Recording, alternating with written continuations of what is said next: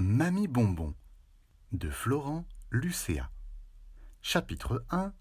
Un petit monde. En Dordogne, au cœur du Périgord vert, se situait le village de Sampardol-la-Ribiera. Il dormait dans une plaine encaissée entre des montagnes minuscules où passait une rivière à peine perceptible. Ce décor de poupée abritait d'épaisses futaies. On accédait à la bourgade par une route de farfadets. Des maisons de marionnettes la peuplaient. On devinait entre un cyprès noir et un saule pleureur une bâtisse rose. Elle s'habillait des teintes des fleurs délicates et épineuses. Elle revêtait les nuances des joues d'une demoiselle émue par le compliment d'un garçon ou du nez d'un damoiseau frigorifié. Une vieille dame, à la peau douce et à l'âme tendre, y vivait. C'était une grand-mère adorable et parfumée comme la guimauve ou les fraises des bois. Forte et fière comme le tronc d'un chêne massif, elle croquait la vie à pleines dents. Sa chevelure poivre et sel, qui évoquait à la fois la pelisse d'un Loir et la neige tombant en hiver, encadrait un visage plein de rides, de sillons, de lignes qui comptaient ses méandres d'éléphante sage. Les traces indélébiles du temps lui allaient bien. Elle venait de fêter ses 88 ans.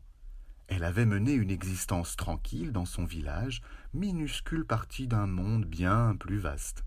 Elle avait effectué quelques visites de grandes villes françaises, sans jamais s'aventurer à l'étranger. L'avion la terrorisait. Le train lui causait des sueurs froides, mais elle avait dû le prendre quelquefois. La voiture était un calvaire. Pourtant, elle goûtait à ce moyen de déplacement parce que sa tutrice la menait à ses rendez-vous médicaux. Elle ne possédait pas de véhicule propre. Elle avait les cheveux blancs, mêlés de poudre de cendre semblable à celle de sa cheminée. Ils étaient immaculés, comme la porcelaine de Limoges ou la nappe brodée de la table de la salle à manger. Ses lèvres fuchsia, ses joues roses, ses yeux bleus et sa peau fripée n'avaient que faire de crème hors de prix ou de maquillage.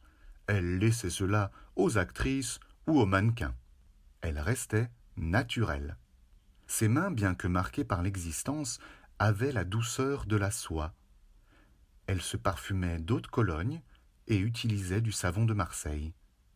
Elle s'habillait de jupes à graminées, de chemisiers à motifs végétaux, de pulls à gros boutons, aux teintes mélangées, de chaussures souples, adaptées à ses pieds délicats, de breloques colorées, de pendentifs, de bagues, de boucles d'oreilles, de broches. Elle avait l'alliance de sa mère unie à celle de ses épousailles. Ces 2 cercles d'or, glissés à son annulaire gauche, seraient à jamais soudés à ce doigt. Elle avait décoré sa gargote avec des objets chinés dans les brocantes du coin. Son papier peint fleuri était désuet. Ses meubles en bois laqué, ses rideaux à dentelle et à fanfreluche donnaient un charme kitsch à ce théâtre domestique. La demeure coquette ressemblait à sa propriétaire et se nichait au bord de la rivière.